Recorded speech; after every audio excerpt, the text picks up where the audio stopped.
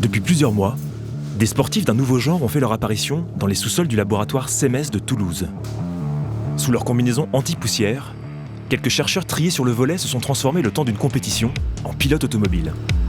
Des pionniers qui s'apprêtent à entrer dans l'histoire sportive et scientifique en participant à une compétition inédite, la Nano Car Race.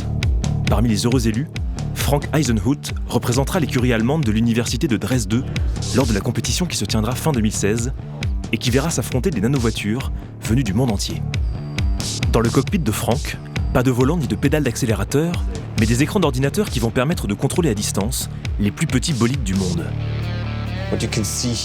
Ce qu'on voit ici, tout d'abord, c'est une surface d'or. Et sur cette surface, on peut voir des éléments qui se détachent. Ce sont des molécules.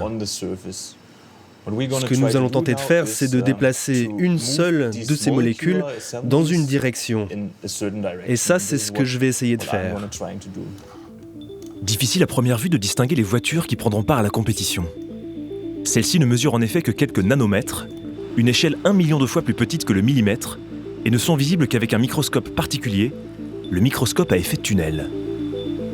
C'est au cœur de ce microscope toulousain que se déroulera la course, un microscope qui va permettre à 4 pilotes de s'affronter simultanément sur la même piste grâce à ses 4 pointes. Un microscope à effet tunnel fonctionne de la manière suivante. Vous avez une petite pointe, ici, que vous allez approcher d'une surface, là c'est ma main pour le moment, et vous allez approcher tout doucement cette pointe de la surface en maintenant entre la pointe et la surface une petite différence de potentiel. J'approche, et à un petit moment, une petite distance, qui sera en général pour une petite pointe très fine, inférieure à 1 nanomètre, un petit courant va apparaître entre la pointe et la surface. Grâce à un mouvement de balayage, la pointe du microscope va analyser une surface donnée et en livrer peu à peu une image sur les écrans de contrôle. Mais au-delà de sa capacité d'analyse, cette même pointe et les électrons qu'elle transfère à la surface va permettre de stimuler les nanovoitures et de les faire avancer sur la piste. Des véhicules qui évoluent dans un environnement particulièrement hostile, maintenus à une température de moins 270 degrés Celsius, et dans lequel les lois physiques se trouvent complètement modifiées.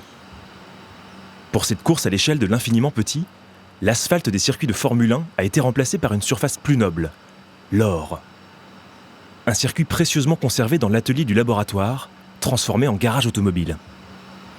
Alors ceci, c'est la petite pastille d'or qui va servir à la course, et cette petite pastille d'or sera introduite dans l'ultravide, repréparée avant que les molécules soient déposées dessus.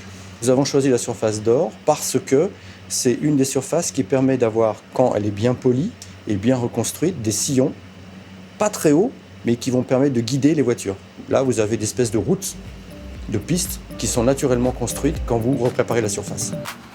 Évaporées sur la surface, les molécules de chaque équipe vont se répartir de manière aléatoire sur les différents sillons de la piste d'or.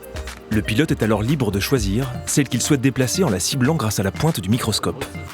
Il peut ainsi espérer la faire bondir à une vitesse de 5 nanomètres par heure pour parcourir la plus longue distance durant les 38 heures que durera la compétition. Un pilotage qui met à rude épreuve la résistance de ces fragiles engins. Nous sommes très excités par ce projet, d'avoir la chance de participer à cette compétition, de travailler avec une telle machine, c'est assez unique. Ce n'est pas comme piloter des voitures de course, ce n'est pas la même adrénaline, on n'a pas besoin d'être attentif chaque seconde. Ça ressemble plus à un jeu vidéo en fait. Il faut attendre un certain temps pour voir comment a réagi la molécule, et c'est la partie excitante. Après 3 minutes d'attente, on voit ce qui s'est passé. Est-ce qu'on a détruit notre molécule? Est-ce qu'elle a bougé? Est-ce qu'elle a tourné? Ou est-ce qu'elle est toujours au même endroit? Pour rendre possible une telle compétition, chacune des écuries inscrites a dû développer sa propre molécule de course. Construite à partir de quelques centaines d'atomes, les nanovoitures et leur design sont au cœur de la stratégie de course. En forme d'ailes de moulin pour les Allemands ou de dragster pour les Américains, les nanovoitures présentes sur la ligne de départ affichent toutes des caractéristiques bien distinctes. Le chimiste Gwenaël Rappen a ainsi eu pour mission de synthétiser la molécule de l'équipe française, sponsorisée par Peugeot, dont la forme s'inspire du châssis d'une voiture ordinaire.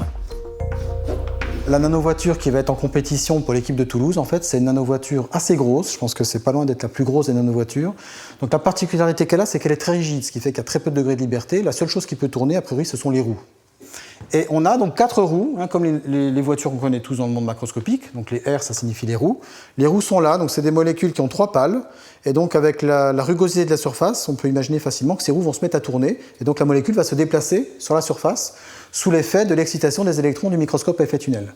Chacun aura le contrôle du flux d'électrons qu'il peut donner à sa molécule et de la position de la pointe sur la surface. Et voilà, donc on est quand même assez à égalité, puisqu'on va être tous sur la même surface.